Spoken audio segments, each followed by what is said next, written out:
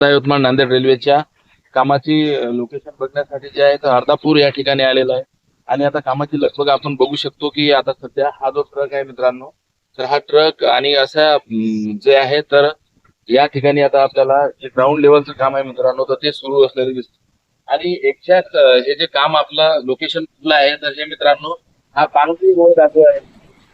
अ, अर्ध्या किलोमीटरवर मित्रांनो पांगरी रोड आपल्याला दिसतो आणि आता माझ्या याच्यातील ट्रक वगैरे चालले तर नॅशनल हायवे 361 जो आहे तर नॅशनल हायवे 361 मित्रांनो या लोकेशन पासून 500 मीटर अंतरावरती असलेलं दिसतो. ते आपल्याला अर्धापूरकर जे आहे बॅक साईडचं घर आणि पाण्याची टाकी मित्रांनो त्या ठिकाणी दिसत आहे आणि अर्धापूरची फेमस असलेली जी केळी आहे तर ती पण मित्रांनो आपण माझ्या साईडला जे आहे तर बघू शकता. या 3-4 याच्यामध्ये जे आहे तर आपल्याला केळी असलेली दिसते आणि आपल्याला एक विनंती आहे की आपण आपल्या चॅनलवर नवीन असाल तर चॅनलला सबस्क्राईब करा आणि फेसबुकवर असेल तर फॉलो करायला विसरू नका.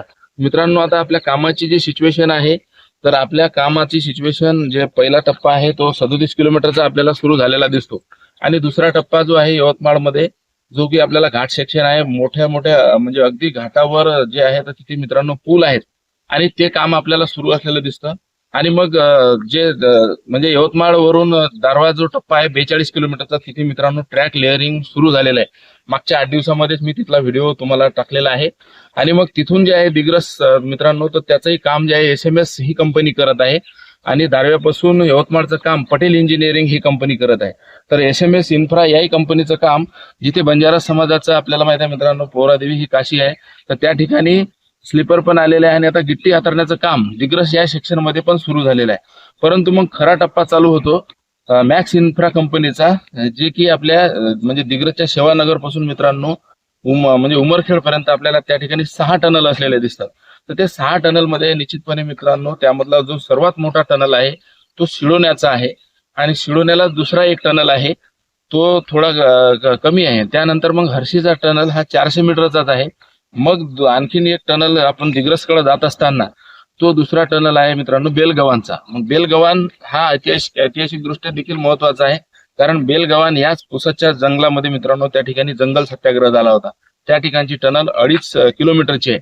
मग त्यानंतर शेवानगरची टनल 1400 मीटरची आहे जी की वसंतपूर खर्डा जे की माजी मंत्री शिवाजीराव मोघे साहेब यांचं गाव आहे तिथपर्यंत मित्रांनो ती 1400 मीटरची आहे. मग या सगळ्या याच्यामध्ये तिकडं कामाची सिच्युएशन आता टनल असल्यामुळं जे आहे तर ती मित्रांनो त्याला थोडा वेळ लागेल कारण जंगल जे आहे दिग्रस पासून तर उमरखेड पर्यंत हा 92 किलोमीटरचा टप्पा आणि त्यामध्ये साधारणतः 40 किलोमीटर पर्यंत मित्रांनो फॉरेस्ट असल्यामुळं तिथं त्या अडचणी आहेत.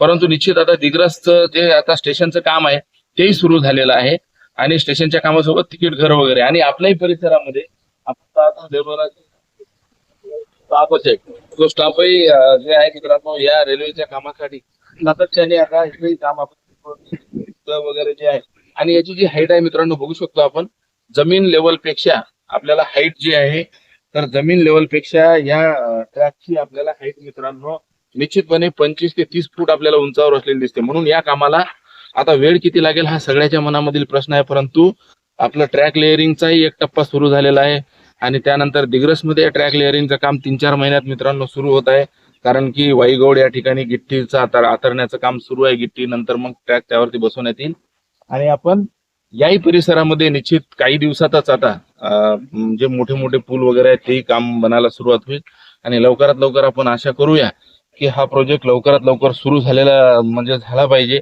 या संदर्भात आपल्या यवतमाळ वाशिमचे खासदार संजय भाऊ देशमुख यांनी अनेकदा प्रश्न मांडलेले आपल्याला दिसतात.